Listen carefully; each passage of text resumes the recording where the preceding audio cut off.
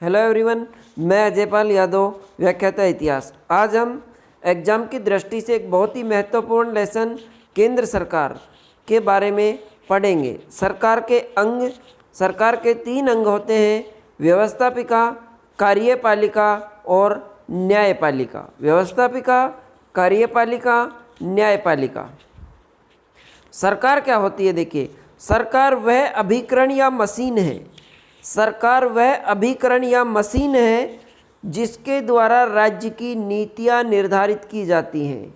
अर्थात वह अभिकरण या मशीन जो राज्य की नीतियां निर्धारित करता है, सामान्य मामलों को नियमित करता है तथा सामान्य हितों को उन्नत किया जाता है, वह अभिकरण या मशीनरी क्या कहलाती है? सरकार कहलाती है। सरकार के प्रमुख 3 अंग व्यवस्थापिका, कार्यपालिका और न्यायपालिका। व्यवस्थापिका, सरकार के 3 अंगों में व्यवस्थापिका प्रथम अंग है। भारतीय राज्य व्यवस्था में व्यवस्थापिका का गठन भी 2 स्तर पर होता है। एक संघ की व्यवस्थापिका होती है अर्थात केंद्र सरकार की व्यवस्थापिका, एक राज्य व्यवस्थापिका अर्थात राज्य सरकारों की व्यवस्थापिका। संविधान में संघीय व्यवस्थापिका को संसद का नाम दिया गया है।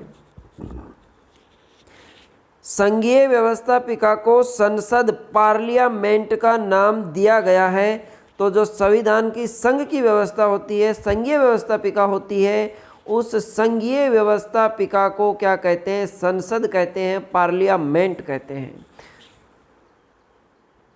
संविधान के भाग 5 के अंतर्गत अनुच्छेद 79, इम्पोर्टेंट याद रखना, अनुच्छेद 79 के द्वारा यह व्यवस्था की गई है कि भारतीय संघ की एक संसद होगी जिसका निर्माण राष्ट्रपति तथा 2 सदनों से मिलकर होगा, जिनके नाम क्रमशः क्या हैं? लोकसभा तथा राज्यसभा हैं। इस प्रकार राष्ट्रपति, राज्यसभा और राज्यसभा तीनों का संयुक्त नाम क्या है? संसद है। मोस्ट इम्पोर्टेंट, संसद क्या है? राष्ट्रपति, लोकसभा तथा राज्यसभा तीनों का संयुक्त नाम ही क्या है? संसद है। भारत की संघीय व्यवस्थापिका का नाम संसद है और यह संसद किनसे मिलकर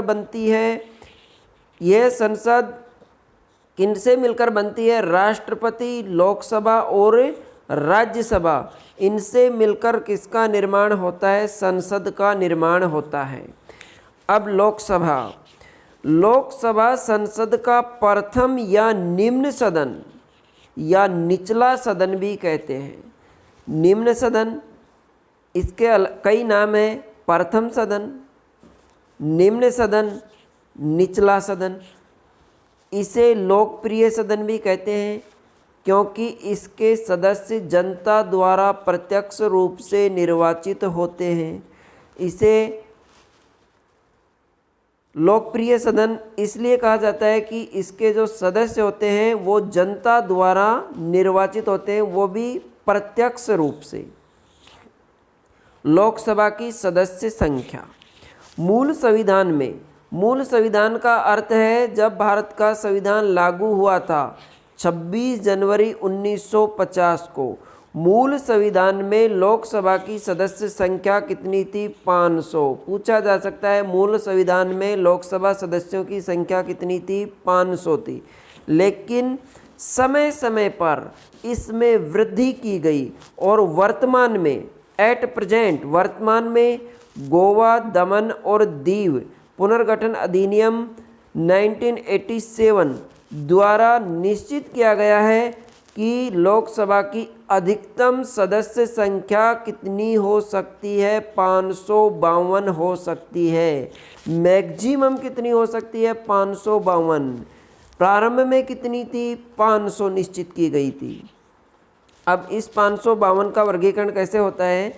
इनमें से अधिकतम 530 सदस्य 530 सदस्य राज्यों के निर्वाचित क्षेत्रों से, मतलब भारत के राज्यों से चुने जाते हैं।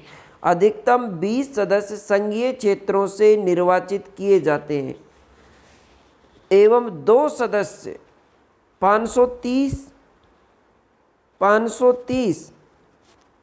सदस्य राज्यों से, 20 सदस्य संघीय क्षेत्रों से और 2 सदस्य कौन चुनेगा? राष्ट्रपति चुनेगा। किनको? आंग्ल भारतीय वर्ग के सदस्यों का मनोनयन कर सकेंगे। आंग्ल भारतीय क्या होते हैं? जिनके माता या पिता में से कोई एक इंग्लैंड का नागरिक हो, वो आंग्ल भारतीय कहलाता है। तो 552 का वर्गीकरण 530 राज्यों से, 20 संघीय क्षेत्रों से और 2 सदस्य राष्ट्रपति के द्वारा मनोनीत किए जाते हैं। वर्तमान में, अब प्रेजेंट की बात करते हैं। वर्तमान में लोकसभा में कितने सदस्य हैं? वर्तमान में 545 सदस्य हैं। वर्तमान में कितने हैं? 545। अधिकतम कितने हो सकते हैं? 552। प्रारंभ में कितने थे? 500 थे।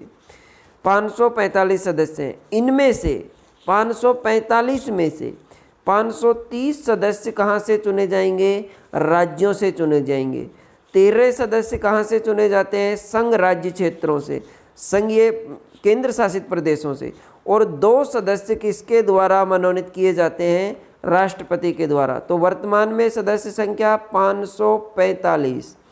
545 वर्तमान में 545। इसका वर्गीकरण 530 राज्यों से, 13 सदस्य केंद्र शासित प्रदेशों से और 2 सदस्य एंग्लो इंडियन। कौन मनोनीत करता है?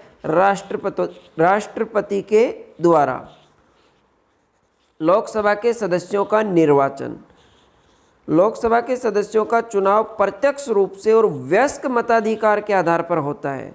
भारत में अब 18 वर्ष की आयु प्राप्त व्यक्ति क्या माना जाता है? वयस्क माना जाता है। वयस्क कौन है? वह व्यक्ति जिसने 18 वर्ष की आयु प्राप्त कर ली है।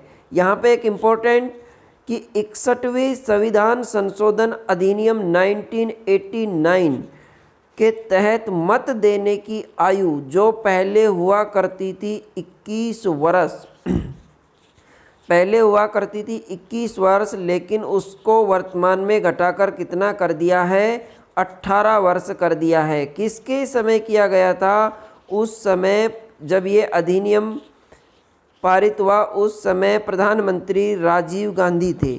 तो अब वयस्क मताधिकार के आधार पे लोकसभा के सदस्यों का चुनाव होता है। और वयस्क कौन है? जिसने 18 वर्ष की आयु पूर्ण कर ली है। लोकसभा के सभी निर्वाचन क्षेत्र एकल सदस्यीय हैं, अर्थात एक लोकसभा से केवल एक ही सदस्य चुना जाएगा। एकल सदस्यीय हैं। लोकसभा के सदस्यों के लिए योग्यताएं एग्जाम की दृष्टि से मोस्ट इम्पोर्टेंट है। ये भी लोकसभा के सदस्यों के लिए योग्यताएं क्या क्या योग्यताएं हैं? वह भारत का नागरिक हो। कौन? जो लोकसभा का चुनाव लड़ना चाहता है वो कहाँ का नागरिक हो? भारत का नागरिक हो। उसकी आयु 25 वर्ष या इससे अधिक हो। मिनिमम एज 25 वर्ष। कम से कम आयु कितनी होनी चाहिए? 25 वर्ष। भारत सरकार अथवा किसी राज्य सरकार के अंतर्गत वह कोई लाभ का पद धारण नहीं किए हुए हो। ये भी एक कंडीशन होती है, या तो राज्य सरकार या भारत सरकार किसी के भी अंतर्गत लाभ का पद धारण नहीं किए हो। वह किसी न्यायालय द्वारा पागल या दिवालिया न ठहराया गया हो। यदि किसी न्यायालय ने किसी व्यक्ति को पागल घोषित कर दिया है या दिवालिया घोषित कर दिया है तो वो लोकसभा के चुनाव नहीं लड़ सकता है।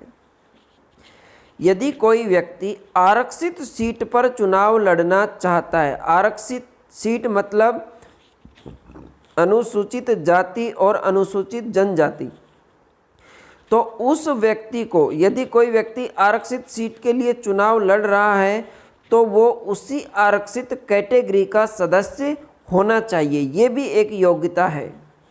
लोकसभा सदस्यों का कार्यकाल, लोकसभा का कार्यकाल कितने वर्ष का होता है? 5 वर्ष का होता है। लोकसभा का कार्यकाल 5 वर्ष का होता है, लेकिन प्रधानमंत्री के परामर्श के आधार पर राष्ट्रपति के द्वारा लोकसभा को समय से पूर्व भी भंग किया जा सकता है। ये नहीं है कि 5 वर्ष ही रहेगी।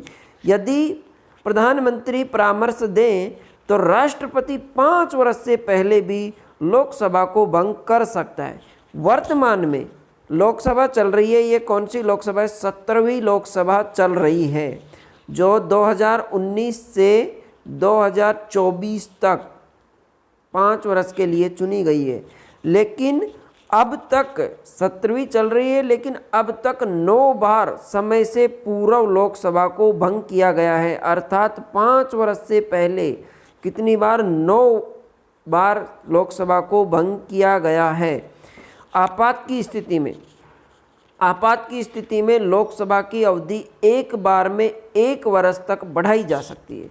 देखिए, आपात की स्थिति जैसे वर्तमान में अब ऐसा समय है और इस समय चुनाव होते तो चुनाव करवाना संभव नहीं था, तो क्या होता? लोकसभा की अवधि को 1 वर्ष के लिए बढ़ाया जा सकता है एक बार में। और आपातकाल यदि खत्म हो जाता है, ऐसी स्थिति खत्म हो जाती है, तो यह अवधि 6 महीने से अधिक नहीं हो सकती है। लोकसभा के अधिवेशन, लोकसभा और राज्यसभा के अधिवेशन राष्ट्रपति के द्वारा ही बुलाए जाते हैं और राष्ट्रपति ही उन अधिवेशनों को स्थगित करता है। इस संबंध में यह नियम है कि लोकसभा की 2 बैठकों में 6 महीने से अधिक का अंतर नहीं होना चाहिए। सामान्यतः वर्ष में लोकसभा के 3 सत्र होते हैं। एक सत्र होता है बजट सत्र, जो फरवरी में होता है, मानसून सत्र जुलाई से शुरू होता है और शीतकालीन सत्र नवंबर से शुरू होता है। ये माननीय लोकसभा अध्यक्ष ओम बिरला, जो कोटा राजस्थान से सांसद हैं, वर्तमान में 17वीं लोकसभा के अध्यक्ष हैं। पहली लोकसभा के अध्यक्ष गणेश वासुदेव मालवंकर थे और 17वीं लोकसभा के अध्यक्ष ओम बिरला हैं। लोकसभा के अध्यक्ष और उपाध्यक्ष, भारतीय संविधान के अनुच्छेद 93, संविधान का अनुच्छेद 93 के अनुसार लोकसभा में अपने ही सदस्यों में से एक अध्यक्ष और उपाध्यक्ष का निर्वाचन करेगी। जो सदस्य लोकसभा के चुनकर आते हैं उनमें से ही एक अध्यक्ष चुना जाता है और एक उपाध्यक्ष चुना जाता है। कौन से अनुच्छेद के तहत? 93।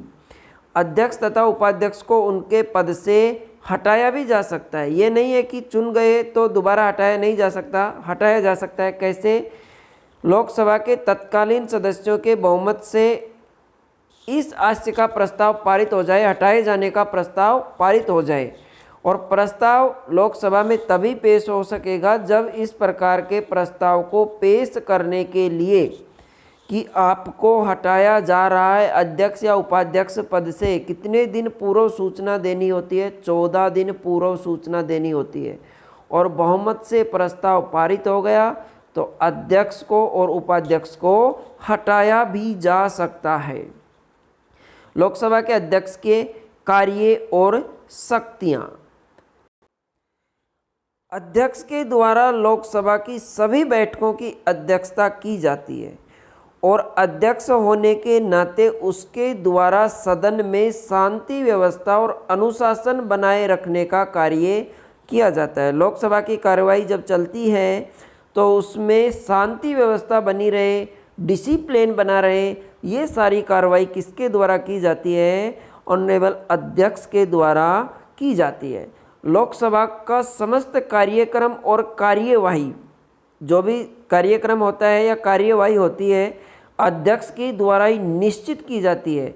वह सदन के नेता के परामर्श से, लोकसभा में जो रूलिंग पार्टी है उसका सदन का नेता होता है, उसके परामर्श से विभिन्न विषयों के संबंध में वाद विवाद का समय भी निश्चित किया जाता है कि कौन से विषय पर कब वाद विवाद होगा, और ये तय कौन करता है? अध्यक्ष करता है। किसके परामर्श से करता है? अध्यक्ष तय करता है। किसके परामर्श से करता है? सदन के नेता के परामर्श से। वह सदन की कुछ समितियों का पदेन सभापति होता है, जैसे प्रवर समिति, उसका सभापति होता है, और वह अन्य समितियों के सभापतियों को नियुक्त भी करता है और उसके निर्देशन में ही कार्य होते हैं। प्रवर समिति क्या होती है कि कोई भी विधेयक है या कोई भी मुद्दा है उस पर गहन विचार विमर्श किया जाता है। तो सदन की अनेक समितियां होती हैं, जैसे प्रवर समिति है और लोक लेखा समिति है, प्राक्कलन समिति है, अनेक समितियां होती हैं। सामान्य स्थिति में लोकसभा अध्यक्ष मत नहीं देता है। देखिए, ये लोकसभा अध्यक्ष के कार्य और उसकी शक्तियां पढ़ रहे थे। तो सामान्य स्थिति में लोकसभा अध्यक्ष मत नहीं देता है, लेकिन उसे निर्णायक मत देने का अधिकार है। जैसे कोई विधेयक है, उस पर चर्चा हो रही है, उस पर वोटिंग हुई और दोनों पक्ष मतलब पक्ष और विपक्ष वोट आ गए, दोनों के 100 वोट आ गए। अब इसका निर्णय कैसे होगा कि ये विधेयक पारित माना जाए या नहीं माना जाए? तो इसका निर्णय होगा लोकसभा अध्यक्ष के मत से। और वो कौन सा वोट देता है? निर्णायक वोट देता है। तो वो निर्णायक मत देने का अधिकार है किसको? लोकसभा के अध्यक्ष को। किसी विधेयक पर दोनों सदनों के बीच गतिरोध होने पर राष्ट्रपति संयुक्त अधिवेशन बुलाता है। कोई विधेयक है जिसमें राज्यसभा और लोकसभा में गतिरोध है, तो राष्ट्रपति क्या बुलाता है? संयुक्त अधिवेशन बुलाता है। और इस संयुक्त अधिवेशन की अध्यक्षता लोकसभा अध्यक्ष के द्वारा ही की जाती है। ये भी इम्पोर्टेंट है कि संयुक्त अधिवेशन की अध्यक्षता कौन करता है? लोकसभा का अध्यक्ष करता है। संयुक्त अधिवेशन किसके द्वारा बुलाया जाता है? राष्ट्रपति के द्वारा बुलाया जाता है। तो ये लोकसभा अध्यक्ष को विशेषाधिकार है कि वो संयुक्त अधिवेशन की अध्यक्षता करता है। अध्यक्ष जी यह निर्णय करता है कि कोई विधेयक धन विधेयक है या नहीं है। ये निर्णय भी अंतिम निर्णय कौन करता है? ये निर्णय भी किसका होता है? धन विधेयक है या नहीं है, लोकसभा अध्यक्ष का होता है।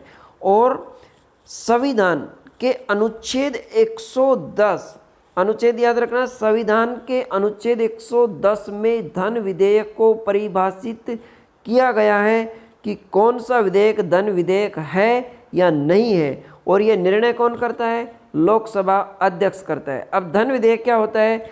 अगर उसमें करों के अधिरोपण मतलब नया कर लगाया जा रहा है, उसको हटाया जा रहा है या छूट की जा रही है, परिवर्तन या विनिमय से संबंधित प्रावधान होते हैं, तो ऐसे विधेयक जिसमें करों के अधिरोपण, उन्मूलन, छूट, परिवर्तन या विनिमय से संबंधित प्रावधान होते हैं, वो विधेयक कैसा कहलाता है? धन विधेयक कहलाता है। इसको परिभाषित कहाँ किया गया है? अनुच्छेद 110 में किया गया है। यह निर्णय कौन करता है? लोकसभा अध्यक्ष करता है कि कौन सा विधेयक धन विधेयक है और कौन सा विधेयक धन विधेयक नहीं है। वह लोकसभा की सभी संसदीय समितियों के सभापति नियुक्त करता है, उनके कार्यों का पर्यवेक्षण भी करता है। वह मंत्रणा समिति, नियम समिति, प्रयोजन समिति का अध्यक्ष होता है। और ये लोकसभा अध्यक्ष के मुख्य कार्य और उसकी शक्तियाँ थी। तो आज के वीडियो में इतना ही। आगे के वीडियो में हम राज्यसभा के बारे में पढ़ेंगे। वीडियो पसंद आए तो लाइक कीजिएगा, शेयर कीजिएगा, चैनल को सब्सक्राइब कीजिए। धन्यवाद। और इन विपरीत परिस्थितियों में भी अपनी पढ़ाई को जारी रखिएगा। धन्यवाद।